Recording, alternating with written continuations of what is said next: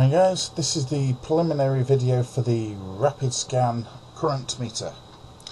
Right, what's special about it? Well, as per the voltmeter, it scans a heck of a lot faster than a normal digital multimeter or analog meter, you know, the moving needle meters. What's special about it? Well, apart from just saying it scans a hell of a lot faster, it also displays a hell of a lot more information. As you've seen from the RapidScan voltmeter, it will be picking up things that previously you have not seen. Why have you not seen it? Because nothing scans fast enough. Unless, well, with the exception of an oscilloscope, but then it's extremely difficult to read unless you've got a digital oscilloscope with PC hookup that analyses the data for you. Anyway, one of the chips that we're using is this one.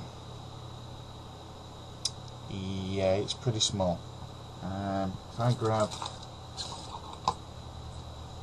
my metal ruler, the chip itself is 4mm wide, 3mm that way, so it's extremely small. The pins are like 1/2 mil at the most. It's let's see if I can show you. There you go. It's not exactly in focus, but never mind. So what's the chip? It is I've forgotten the number now.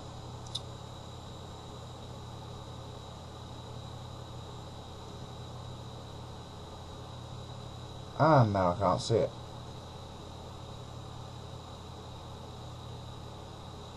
Oh, darn it. That's better.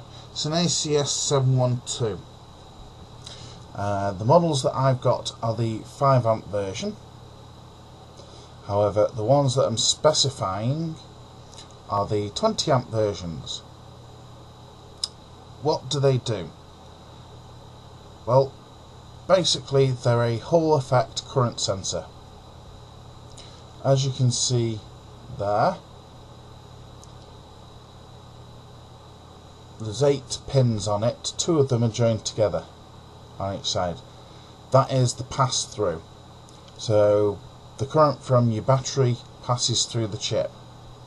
How much resistance does it add? Well, the chip itself adds approximately 5 milliohms to the circuit. So basically bugger all. Your wiring itself will add more resistance to your circuit than this chip will. So what does it do? Well, when it boots up, it calibrates itself. So a special calibration routine needs to be written for the microcontroller. After that, it indicates whether the current is forwards or reverse.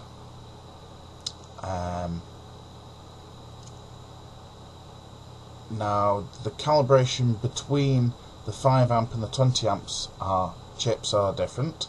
There is a 30A chip available. Again, that is a different calibration, and if you're going up that high,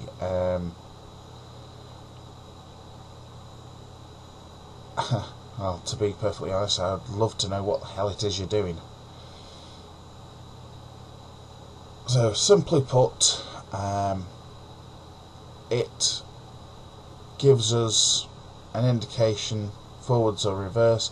The accuracy with the 20A version, I think I've worked it out to be plus or minus 20 milliamps, something like that. So round about 20 milliamps.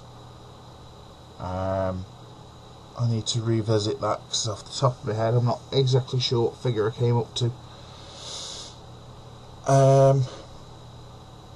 Which, if you have a look at a normal multimeter in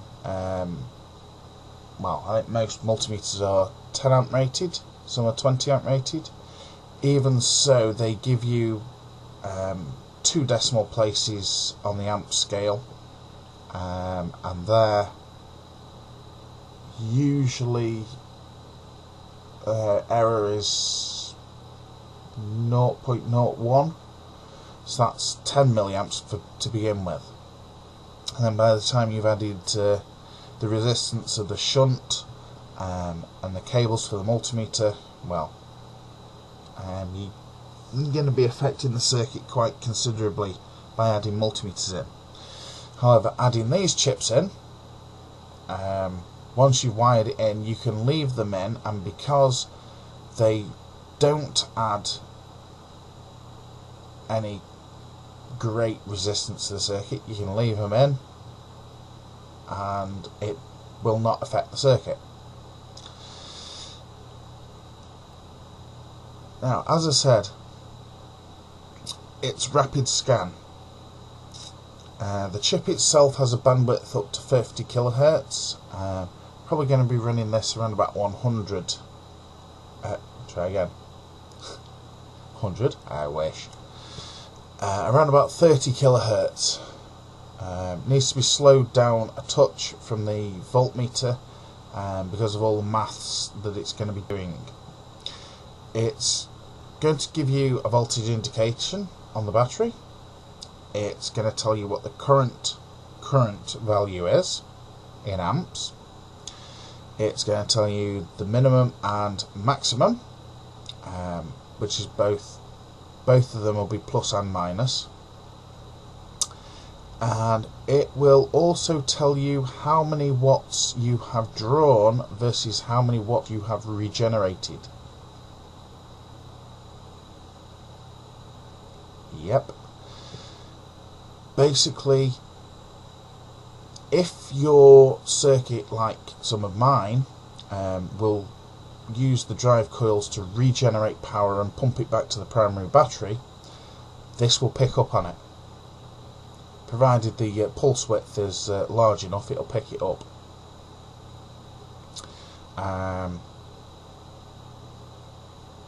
That is basically something that normal multimeters are not equipped to handle. To the best of my knowledge, there is nothing out there that scans fast enough that will pick up pulses. Depending on your setup, if you've got something like FTS, feedback source, it may pick up the back EMF pulse as well. There's no guarantee because the back EMF pulse is quite short, so it's not going to pick up everything, but it'll pick up considerably more than a standard multimeter. Now, this board is my first attempt at soldering up the chip, and it's quite clumsy and awkward, and yes, I had a whale of a time doing it. The chip only comes in surface mount form, and is quite fiddly. However, luckily enough, I found some... Come on, where's the light? Some nice little adapters.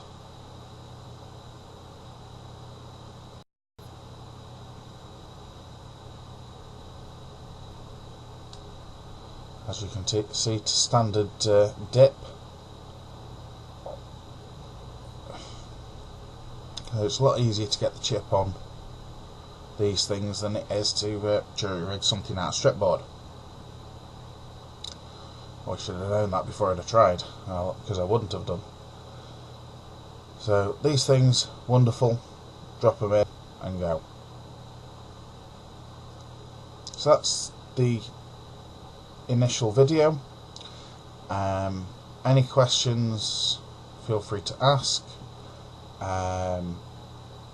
As I indicated in the open source CNC electronics video, the two projects will be developed side by side, so the videos will get intermingled, so just keep an eye on the titles. And have fun, take care.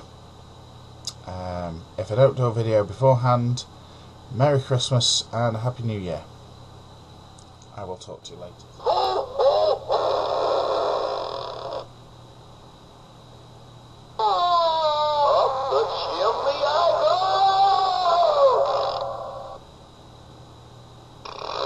There's a gift for you.